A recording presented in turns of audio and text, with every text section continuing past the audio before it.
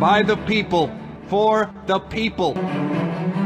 In one of the longest missions, the Indian Space Research Organization successfully placed 31 satellites in 2 different orbits by its PSLV What's up, Goswami? C-40. The success of this mission is crucial, as 4 months earlier, ISRO's PSLV C-39 failed due to some technical issue that involved the heat shield.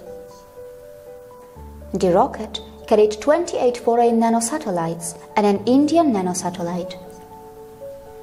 The foreign nanosatellites were from France, Finland, South Korea, Canada, UK and USA.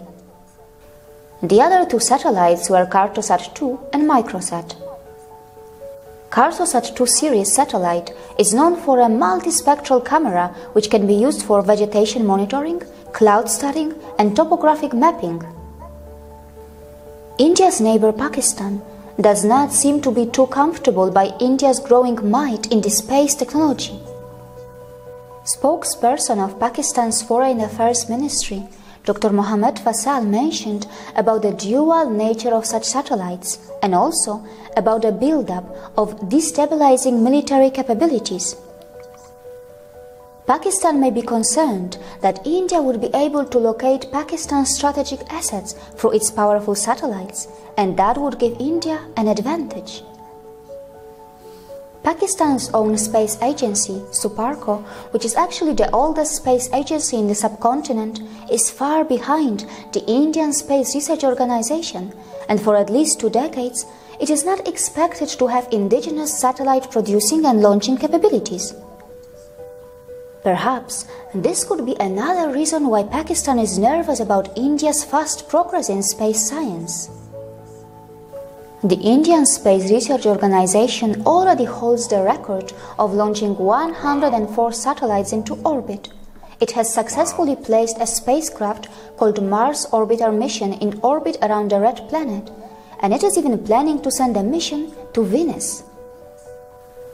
ISRO's Mars mission turned out to be a massive success.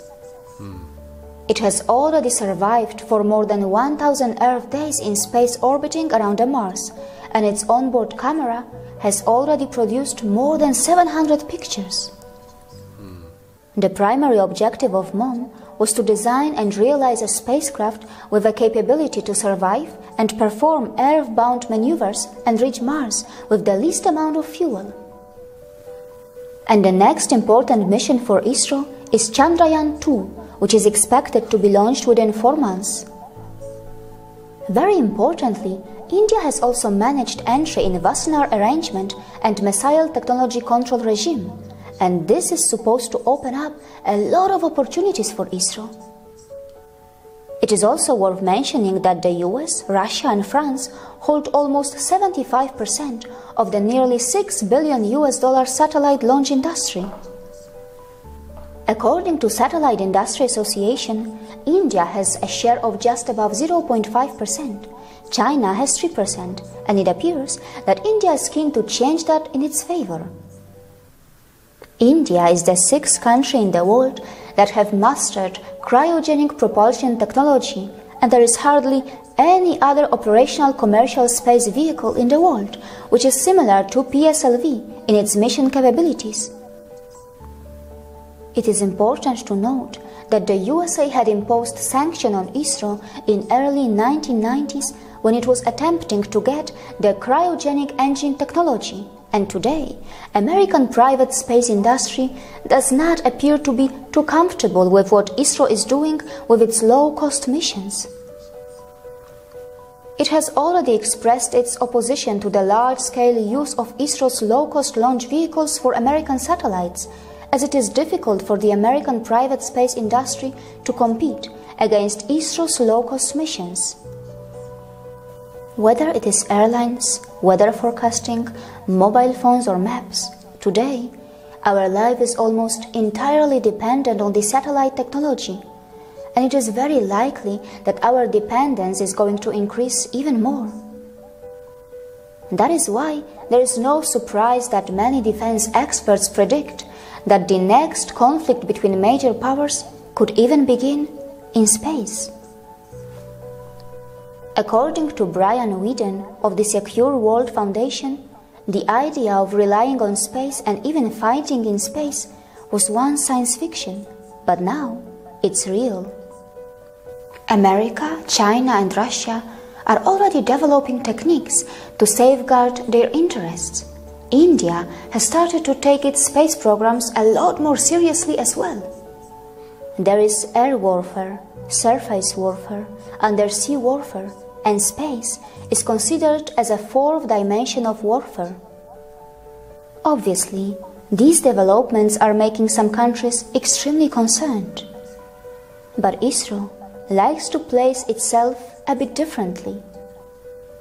Officially, its vision is to harness space technology for national development while pursuing space science research and planetary exploration, and its official motto looks something like this.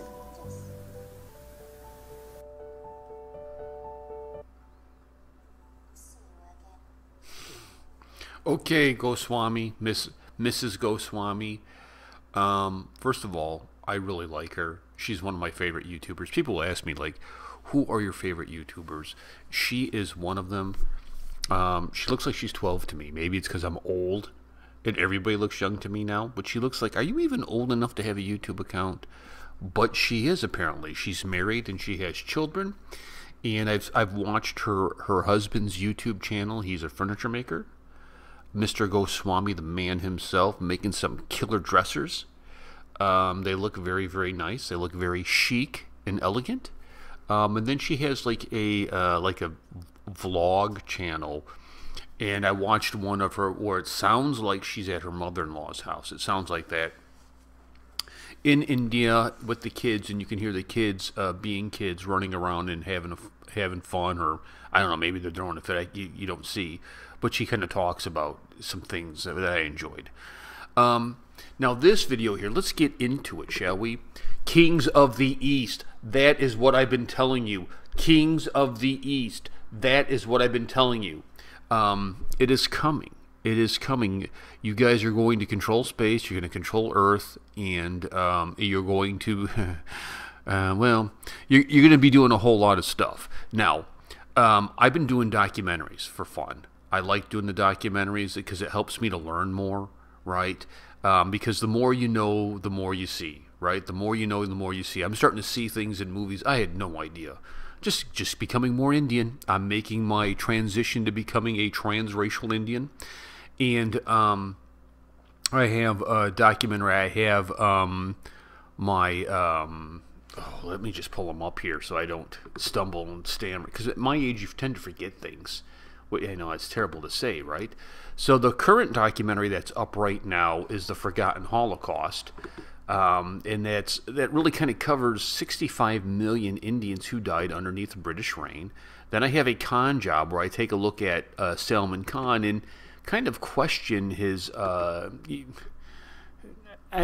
it his integrity? Maybe not his integrity. His intentions, his naivete, I don't know. But I kind of share my thoughts on Salman Khan.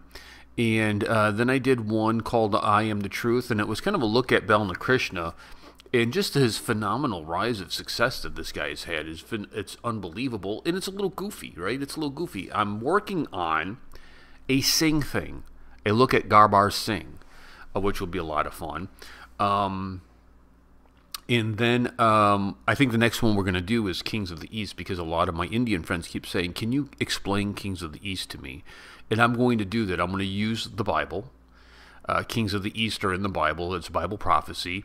And I'm going to show you why I think it's India and what happens. I'm going to tell you what happens. Mark this time here. Mark this date and time so you can go back and reference it. Syria. The war in Syria. Syria, the Bible prophecy says Syria will be flattened. There will be nothing left of Syria. Even the animals won't pass through. The birds will look at it like, what a wasteland. My guess, there's going to be a nuke, a low-yield nuke goes off in Syria. Bible prophecy talks about it. The Bible prophecy talks about Russia, about Gog and Magog, which is kind of this Muslim confederation that kind of joins with Russia. It talks about the kings of the East. It does not talk about America. And I'll get into all of that in the next two documentaries called Kings of the East India, here you are, a superstar, rising and shining above all. And listen, this is what I had to say about this, okay, about India. How many of you know comic books? Fantastic Four, are you with me? Who's with me? Okay. Fantastic Four, they have a villain called Galactus. India, you are Galactus, but you're not a villain. You are Galactus. You are this huge monster ability that could destroy worlds if it wanted to, and here you come. Now, before Galactus enters into an area, he sends out what's called a herald. That is the Silver Surfer. That is me. I am the Silver Surfer. I am the one who is clearing the way, proclaiming the coming of the kings of the East. I am the Silver Surfer, ready to help Galactus, aka India, assimilate the world into and becoming more Indian. If you do not believe me that the world is becoming more Indian, all you got to do is go on YouTube and see how many foreigners are watching your movies. A lot. A lot. Right? How many Americans are watching your movies? A lot.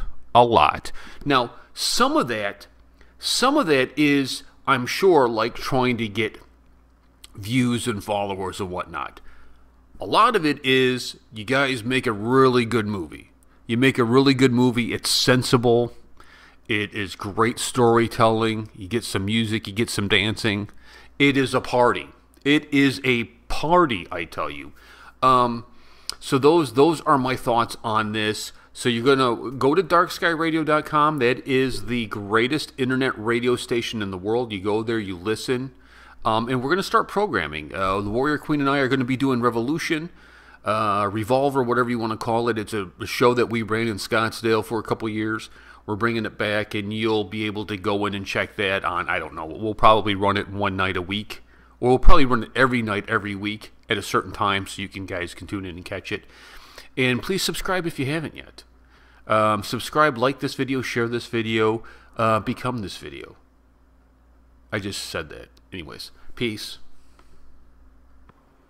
Thank you for watching our videos. Will you please subscribe to our channel, and will you please give this video a thumbs up? Thank you.